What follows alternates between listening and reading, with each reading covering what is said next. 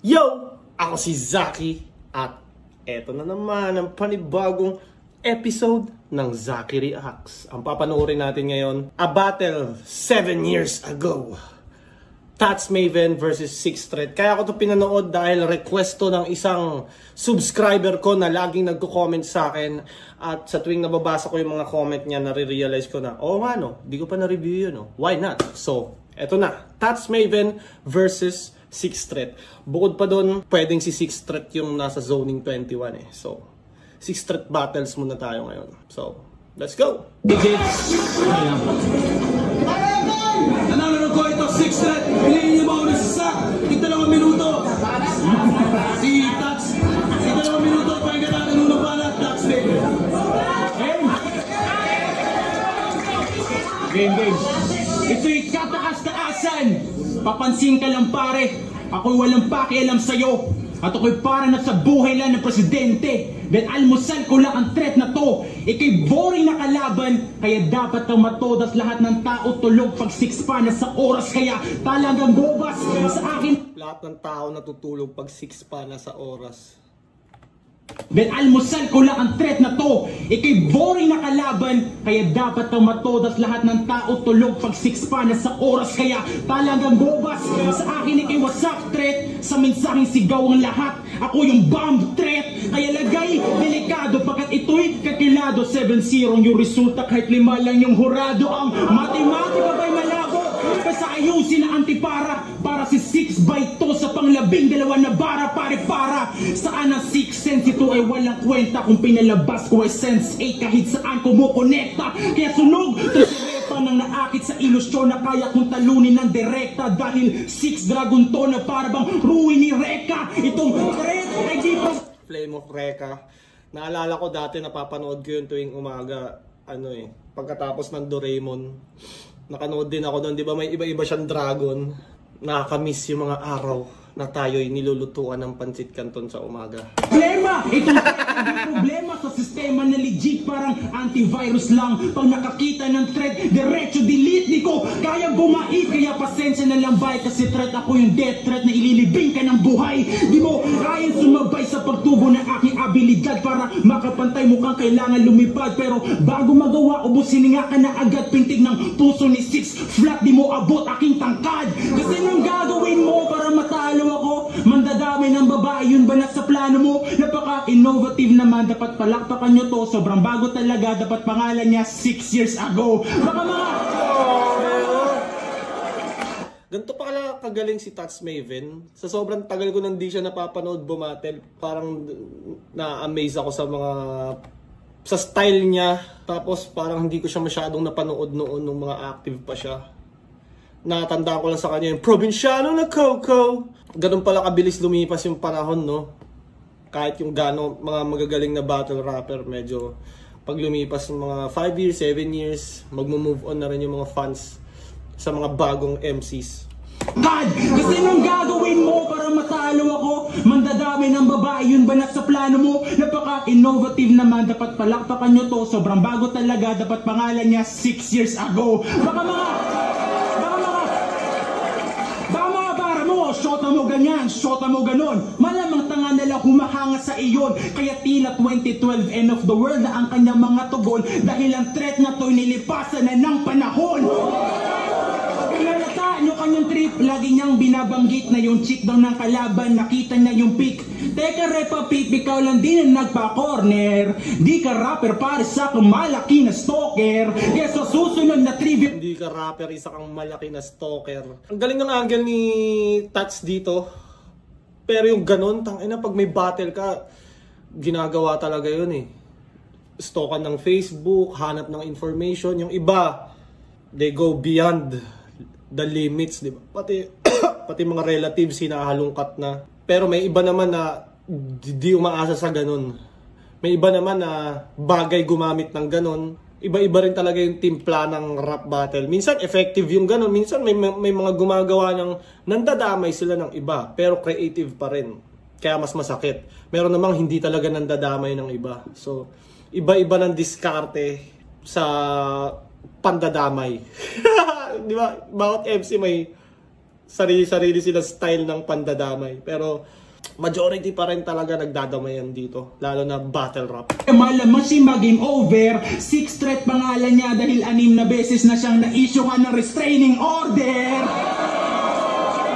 Dahil sa labis na pagkamanyaki sa tulad ng kasong aking isinabi, sa hindi ka makakalapit, kaya ingat sa nakasanayan mo na hobby. Dahil isang maling banggit kasintahan mo ang sahigahalik ang iyong labi. Dahil sino ka para manghusga, ikaw na may walang silbi, walang modo at bastot, kaya di na ako makapagtimpi. Sige, subukan mo lang, di mo magustuhan ang ganti. Kasi kung si Six, God ako naman ang Pusha T, natatalunin ka sa beef. At talagang ikay taob, itong banta ay ginawa kong banta sa tuluyan na siya natuldok. Dahil wala kang laban sa aking pangil, na sa iyo ay lulubog. Dahil puro ka lang tahol, ganyan talaga pag bitch ka sa loob. Tuloy-tuloy, no? Tuloy-tuloy bumanat si Tats Maven, tapos hindi siya masyadong ma-wordplay o ano, straight to the point din siya, pero ang ganda ng mga pinupunto niya. Tapos yung pacing niya hindi ganun kabagal, hindi rin super bilis, sakto lang. Pero parang meron siya mga punchline doon na dapat pinos niya para makapag-react sana yung fans, pero tuloy-tuloy talaga siya eh.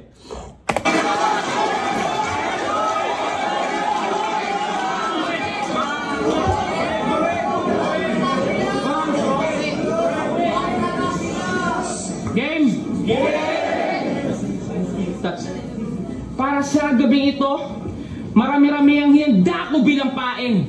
Kakatay ako ng big fish mula Jensen.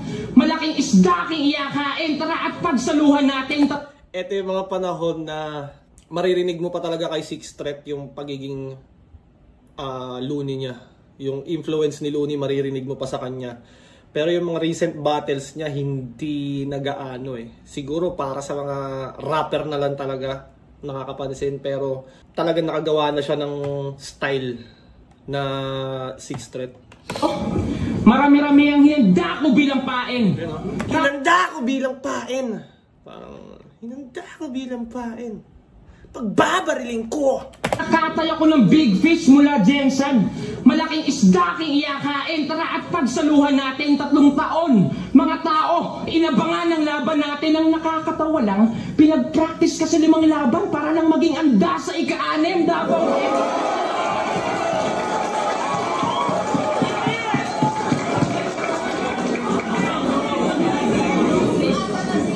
Masyado kang naniwala sa You Can Do It ni Ice Cube.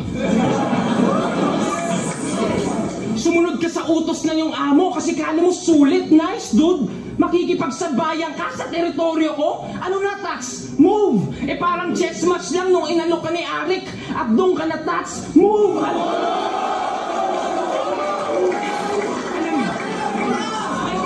Alam niyo ba kung ano ka-rhyme na Muslim na mahilig sa magarbo na kopya? Ikaw lang ang kilala kong Muslim na mahilig sa baboy na syota. Joke? Kasi joke lang. Tangan, masarap naman mga chubby ah. Bakit? Nagrebat eh, no? Gago, masarap naman mga chubby, tol. Shout out to all the chubby lovers out there. Iba naman yung chubby sa mataba. Pero yung chubby, a little chubby is the best. Kasi usapan namin ni pare, wala lang, ito'y bate lamang. Ikaw lang damayan ng nanay, ng syota, tila nag-alinlangan. Pero ito'y no holds barred, pre.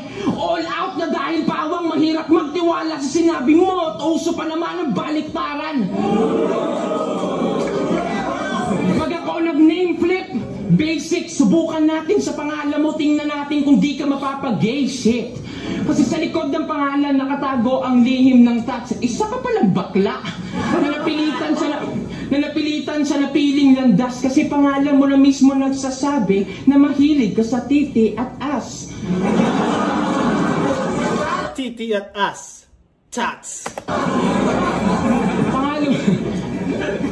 Pangalan mo na pa na mismo nagsasabi na mahilig ka sa titi at ass. Kasi ako ang tirador ng timog. Huwag magkamaling maliitin. May basbas ng presidente, lisensyado kung tumira palihim. Sa bawat linyang malagim, kung humiwa madiin, ay tila patikim na mga bitag palihim, pre. Huwag ka magalit, Pag sinabi ko yung style mo, napaka-lame, sir, ang pangit. Isang minutong set-upan tapos haymaker, subalit. Burado ang touch sa tirador pagkat laser ang gamit. Kasi itong si pare ko mag-set up, ang haba, kala mo talaga, leader ng hype beast. Isang storya, daming kwento, daig pa filler ng One Piece, panay pilit ng plot twist. Ang tagal matapos ng touch, kaya naman pala, beginner yung artist. Ang tagal matapos ng touch, kaya naman pala beginner yung artist. Siguro tinutukoy niya dito yung matagal magtato, matagal matapos yung tato kasi beginner yung artist. Man, 7 years ago, ang galing na ni Six Threat. Pagkat bumabattle lang siya para sa Jensen, kumbaga Fortuna. Sakto sa standing mo pagkatapos, Fortuna.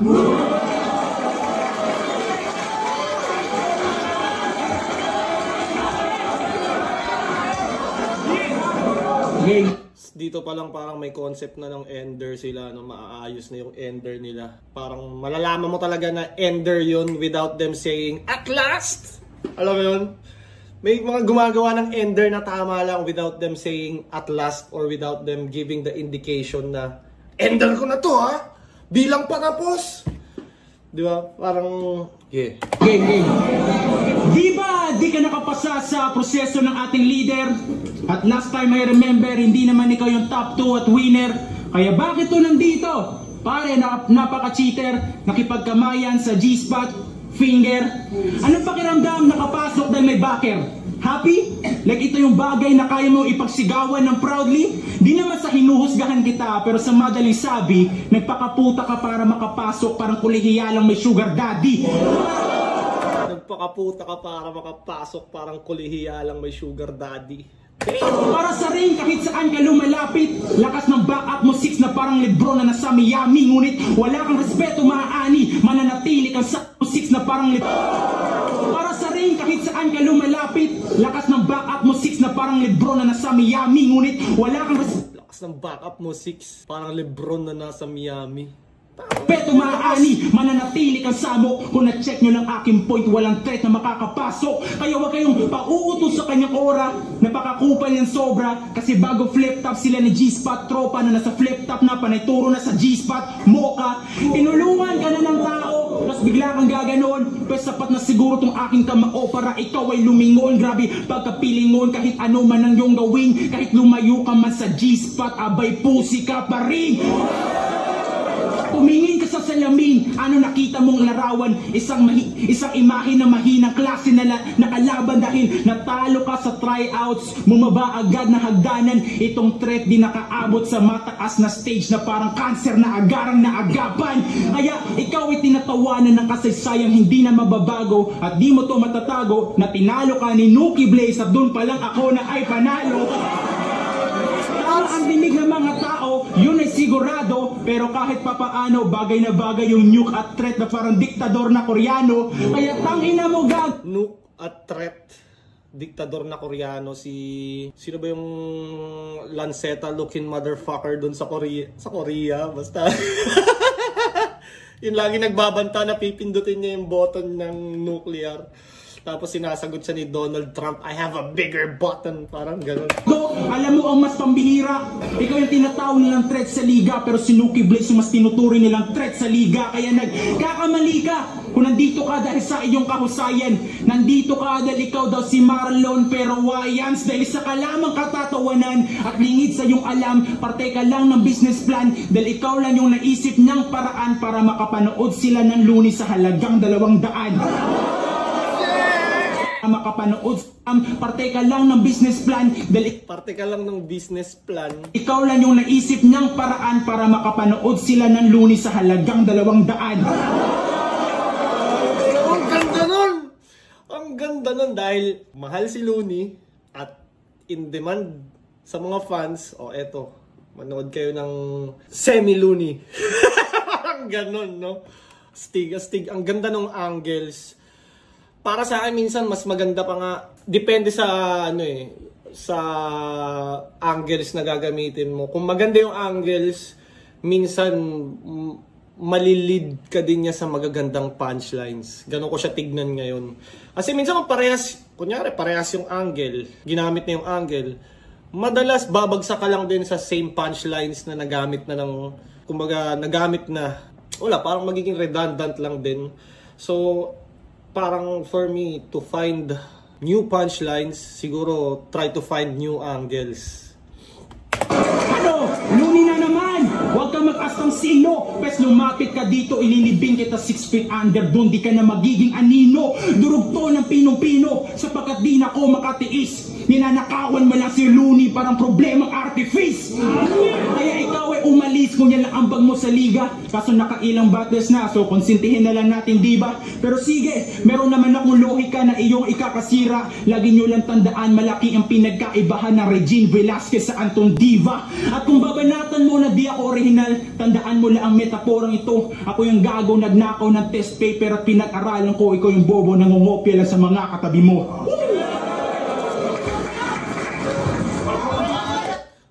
Galing ni Tats.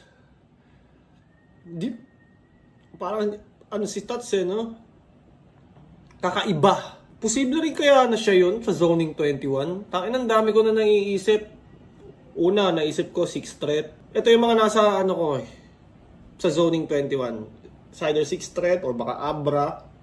Pero marami nga nagsasabi na para sa organizers perspective, parang lugi na ilalagay mo si 6th threat or si Abra or kung sino mang big names sa ganong secret battle. Kasi nga, maliit yung, kumbaga hindi ka makakapasingil ng end ticket. Diba yung parang lugi daw. Pero, kung matatandaan nyo, si Arik naglabas ng Freak Sanchez na, kung alam nyo, si Tipsy D. So, ganun din yun eh. Kung nakakapag-book nga si Arik ng Tipsy D sa small room, hindi rin imposibleng hindi siya makapaglabas ng 6th threat or Abra sa small room, di ba? Pero yun, mga nasa isip ko ngayon, it's either Chris Delano sequence, Tats Maven, pwede rin pala. Or baka wala talaga sa iniisip ko at sobrang mamamind blown ako kung sinong lalabas doon.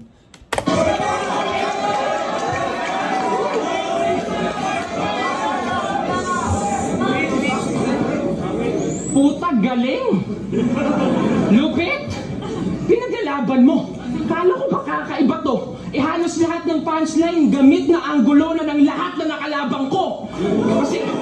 Kasi malamang mga anggulo ng puta, recycled na kay Cool Kid, di niya na-spit kay Poison, mga bara mo nung una, wala ka na bang maisip tol? Pinamukha mo lang banuka, pas malinis ang Davao Tats, walang interesado sa basura. Davao Tats, wala ka na bang maisip tol? Aba! Diba, parang dito talaga makikita mo pa kay 6th threat yung influence ni Looney 7 years ago. Pero yung recent 6th threat na napanood ko, ang layo na. Ang layo na. Parang nakapaggawa na talaga siya ng sarili niyang formula. Hindi na siya ganito. Kung nakasubaybay kayo sa careers or sa mga battles nila, makikita niyo yung difference. Kahit si Lip Cram noong mga early days ni Lip Cram, sobrang tunog Looney talaga eh. Pero ngayon, di ba, ang layo niya na rin sa pagiging tunog Looney. Pinamukha mo lang banuka, pas malinis ang Davao Tats, walang interesado sa basura. Sa daw ang probinsyano na king na nilaban sa probinsyano na Coco.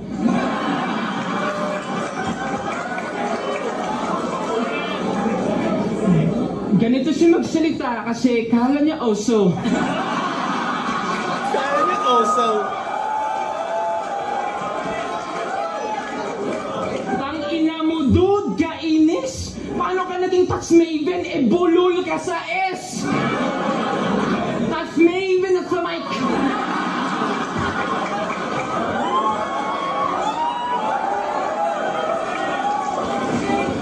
Speaking of Poison 13, oops, walang imik.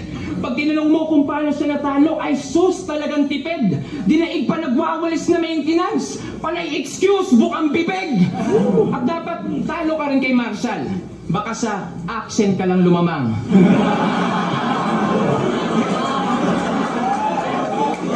At dapat talo gaano ka rin ka-Invictus kung siya'y naintindihan ng ibig sabihin ko lang yan kahit saan mo man tingnan at sa week ka lumamang, puta up pricing ka nga pala, kaya yung panalo automatic na malamang.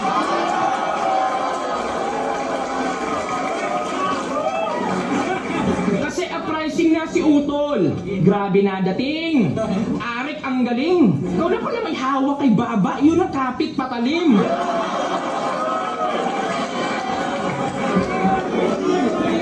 Pag sinukat niyo Baba nito, sigurado ilang milya.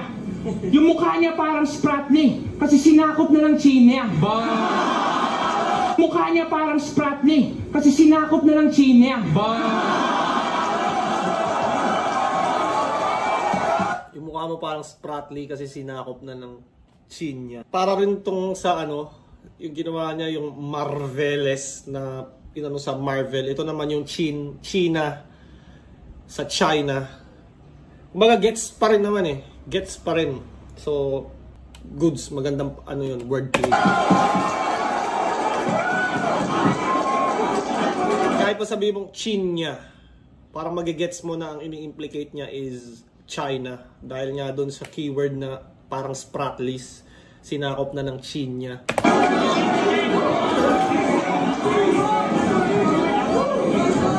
Panay po na sa style ko, nitong loko lang yaka. Pero pag napapanood mo yung mga na-upload ko na laban, talagang todo tumawa. Di ako katulad mo, ginagawa mong bobo yung masa. Pipilit na wordplay sabay double ang tandra para makuha yung genre. Diyos ko, ang drama! Di mo napapansin? Yung bara mo nagiging joke. Yung jokes ko, bara! Yan yung sinasabi ko, yung bayad dapat sa baba, huwag lang puro sa baba, bro. Sarap gamitin ang logo ng uprising upang batukan tong bata mo. Yung sarap gamitin itong logo ng uprising para batukan. Parang sinabi ni Poison yun na, babatukan mo? Ganyan. Dahil nga, puro sunod-sunod na 6th threat ata yung napapanood ko, kaya nagigets ko na sinasabi rin mo. Naturingan kang uprising pero sa atong duwa ako mas kamao. Sa kasanapiling MC, sa aking killing frenzy, 35 sa bumbunan yun ang tirang KD. Bawat titik, deadly. Magkakaubusan ngayon ng barat, siguradong si TMMT.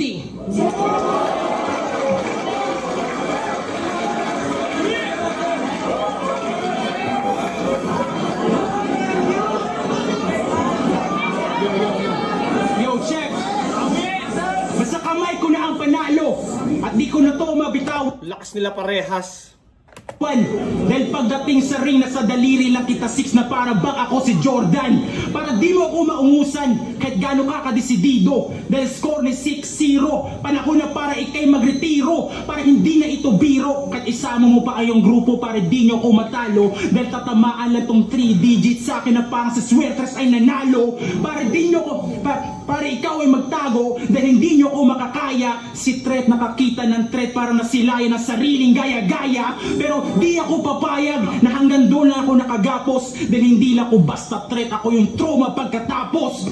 Ikaw yung awawang kalaban na aking ibabalibag. Ito yung tanging panahon na hindi naging lucky ang 6 pag binaliktad. Kaya huwag ka nang pumalag, nandito na tayo sa dulo. Sundin mo na lang ang gusto kong gawin. Sige, talon ka una ulo at di ako gumagawa ng meme. At sa ilalim may patalim, ito'y mas malaking problema. Dahil sa iyong pagbagsak katawan ni threat kalat na para bang epidemya. Pero teka, sobrang brutal na ba na sinasabi ko? Kahit sa usapang suntukan na walang kaya to. Dahil nagmistulang magkamag-anak ang itsura mo sa aking kamao. Dahil sa sobrang lakas na sapak may lumukso na dugo. Kaya takbo, sapagkat di na ako makapagpigil. Kaya takbo, sapagkat di na ako makapagpigil. Ang ika-anim ng utos na Hudyot Katoliko'y susuwayin ko.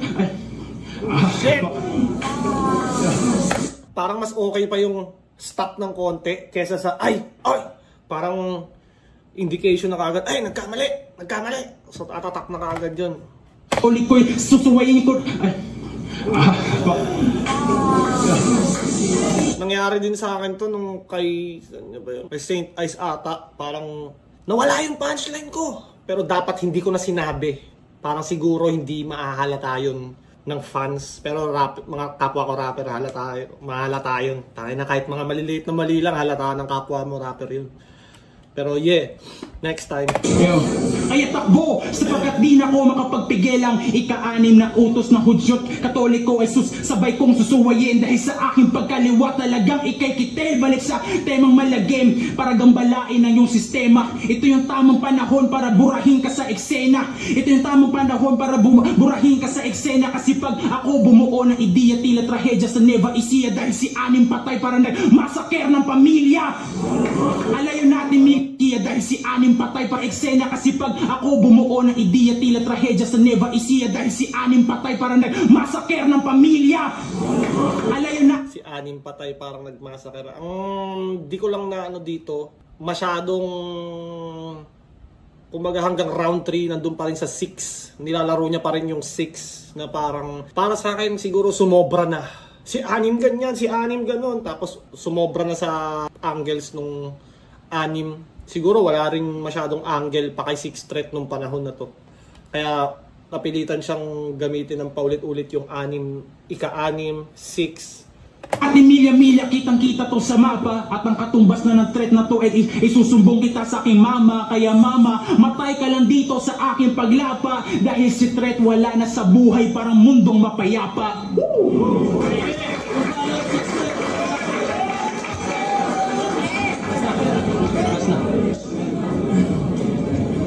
Nakakanampot. Astig. Talagang alright ka, iho. Pero yung sulat kanino? Pag nag-choke yung maestro mamaya, alam na, kaka-ghostwrite na dito.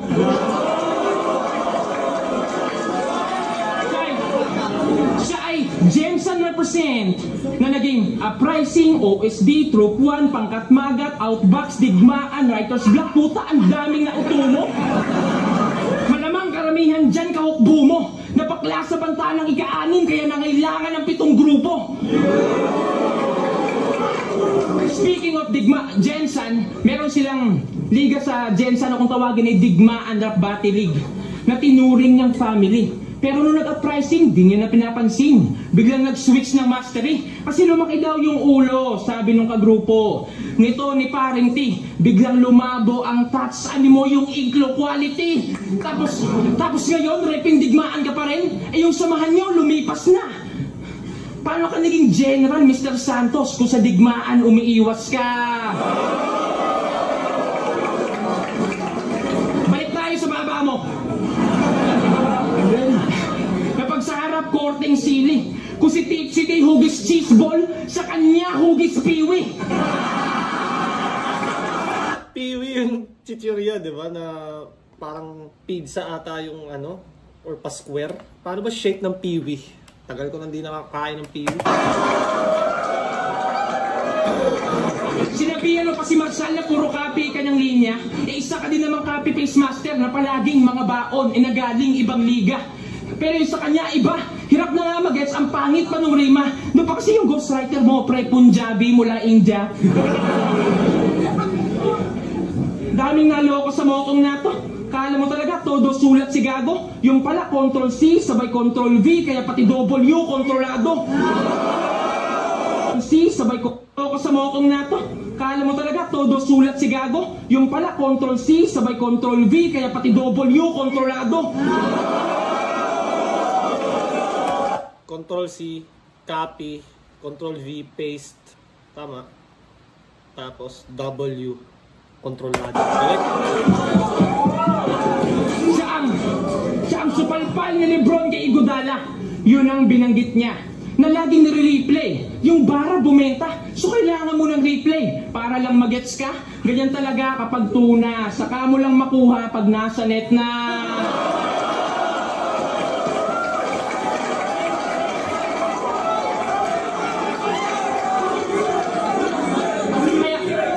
Kaya pala di ka pinapasali ni Arik ng isa buhay. Gamit ang perf na yan. Nakaka-hurt naman. Di ka kasi daw pang champion eh. Pang surf ka lang.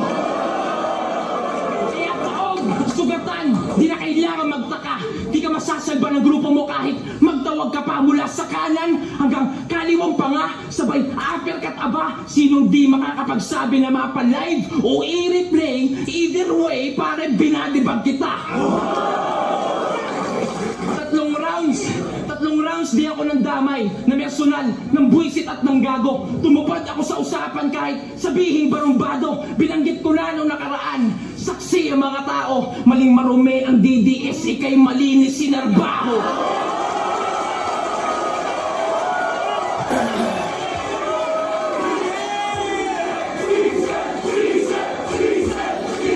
Vamos ganay 4, Touch Maven versus 6 Threat. Kung nagustuhan niyo yung laban na yan, mag-i-ice bomb beses. Shoutout sa kanilang pareho. Tayo na solid yun. Pero ang boto ng Morado, 5-0, magigay para ay 6 Threat.